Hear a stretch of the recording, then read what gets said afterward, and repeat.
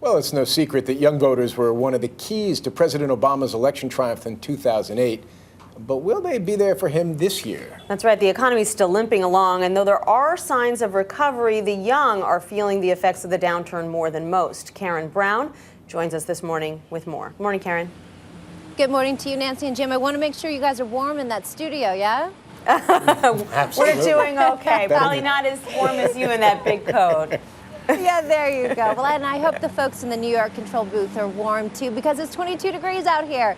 But you know, even in a state where the economy is healthy, in fact, young people are struggling with double-digit unemployment figures. You know, everywhere we went, it was story after story of, I've sent out 200, 300 resumes, and I can't find a job in my field. So I'm working at the desk at my hotel. I'm also working on the ski slopes.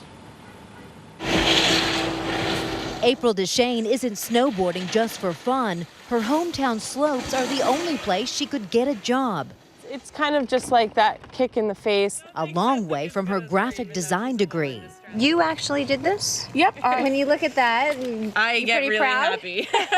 At 23, DeShane lives at home and handles social media for the ski resort, earning about half of what she expected.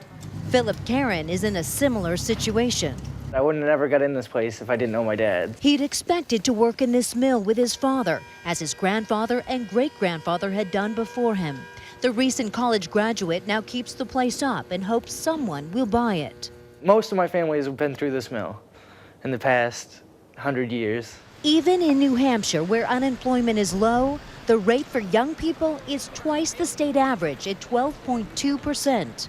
Here, as in the rest of America, the youth are watching the candidates carefully to see if they can get a break. With the money that I've spent to go to school, that's the part that's more frustrating, because you spend all this money and 6 months after you graduate, you're paying for it. Student debt is a big issue. On average, it's $24,000.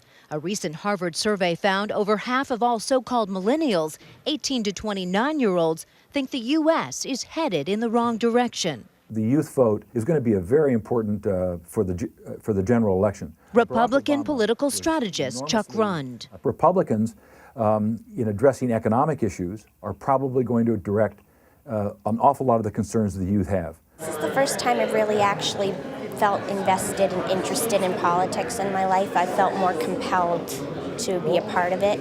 Why?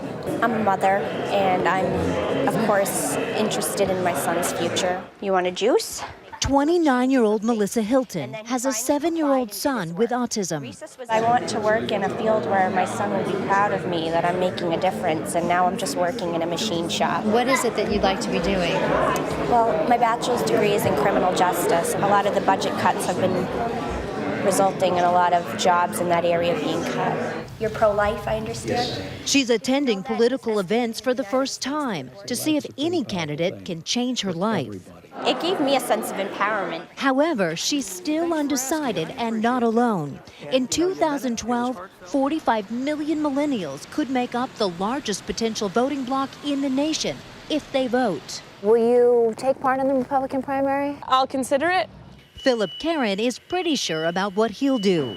I did vote for Obama. He made it so I'd still have health insurance through my parents. I'm 21 now, and my job doesn't offer it, so I can have it till I'm 27. And it also benefited me in the fact that college was a little cheaper. Yeah, in fact, the Republicans may have an uphill battle to secure the youth vote. The health care insurance extended to them by the president's health care plan is something that is popular. It's also something that, in fact, most Republican candidates do not support, except for Mitt Romney, and he is leading here in the polls among young people. Jim and Nancy? Karen Brown, thank you so much. Now get inside.